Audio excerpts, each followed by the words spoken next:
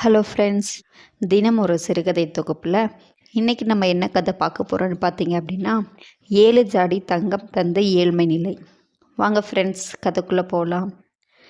தட்டங்காடு என்ற ஒரு கிராமத்தில் பாண்டியன் என்கின்ற ஒரு ஏழை வாழ்ந்துட்டு வந்தான். அவனோட வேலை டெய்லி என்ன அப்படின்னா, அந்த தட்டங்காட்டில் அது காடு நிறைந்த பகுதி. அந்த காட்டில் காய்ந்த விறகுகள் அந்த காய்ந்த மரங்களை வெட்டி அதை கொண்டு போய் பக்கத்தில் இருக்க கிராமத்தில் விற்று அது மூலயமா வர பணத்தில் தான் அவன் வாழ்க்கை நடத்திட்டு வந்தான்.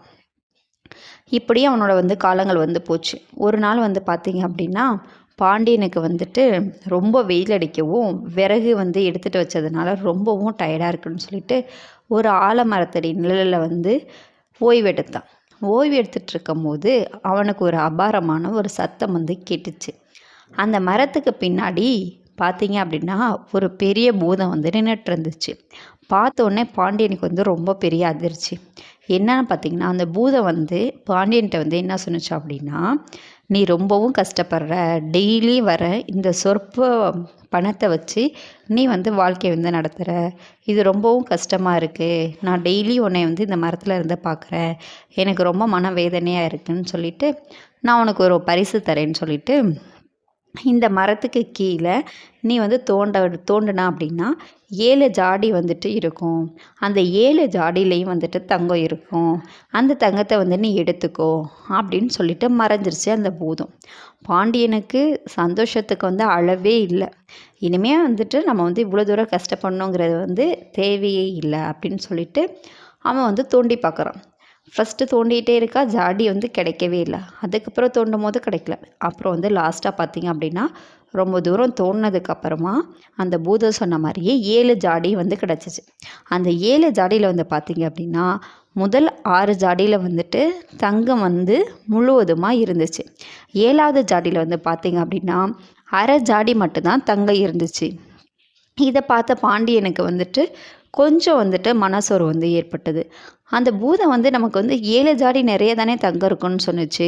ஆனால் 6 ஜாடியில் மட்டும் தானே தங்கம் இருக்குது. இந்த 7ஆவது ஜாடியில் பாதி தானே இருக்குது அப்படின்னு சொல்லிட்டு கொஞ்சம் யோசித்தான்.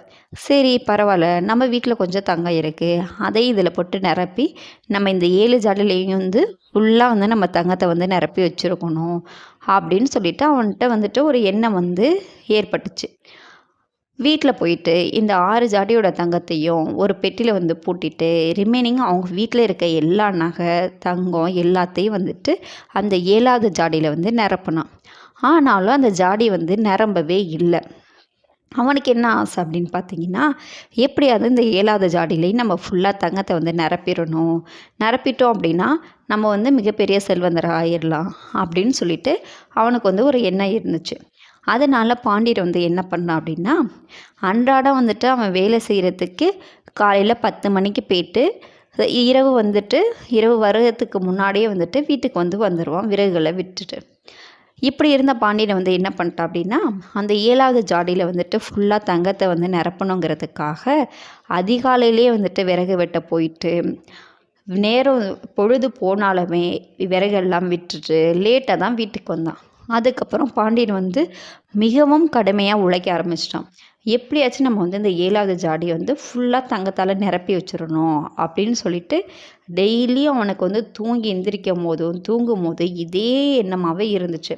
எப்படியாச்சும் நம்ம என்ன பண்ணிடணும், அதை ஃபுல்லாக நிரப்பிடணும், ஃபுல்லாக தங்கத்தால் நிரப்பிடணும்னு சொல்லிட்டு சரியாக உணவு உண்ணாமல், சரியாக ஓய்வு எடுக்காமல், சரியாக அவங்களோட வீட்லேயும் கவனிக்காமல் ஃபுல் அண்ட் ஃபுல் அந்த 7ஆவது ஜாடியை தங்கத்தால் நிரப்பணுங்கிறதே அவனோட முழு எண்ணமும் முழு கவனமும் இருந்துச்சு. அதனால வெகு விரைவிலே பாண்டியன் என்ன பண்ணுறான் அப்படின்னா, அவனோட உடல்நிலை மிகவும் மோசமான நிலைமைக்கு போய் எந்திரிக்க கூட முடியாத ஒரு நிலைமைக்கு போயிட்டான்.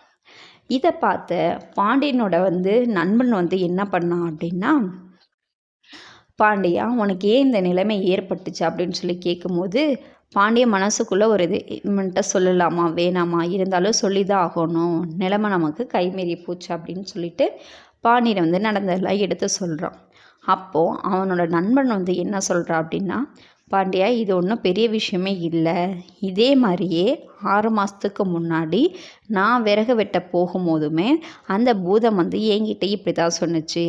அதை சொல்லி அது சொன்னதை நம்பி நான் அந்த 6 ஜாடியை தொட்டு தூக்கும்போது எனக்கு இந்த எண்ணம் மட்டுமே மேலெழியாக இருந்துச்சு. ஃபுல் அண்ட் ஃபுல் என்னோட கவனமும் அந்த 7வது ஜாடியை நிரப்பணுங்கிறதுல இருந்துச்சு.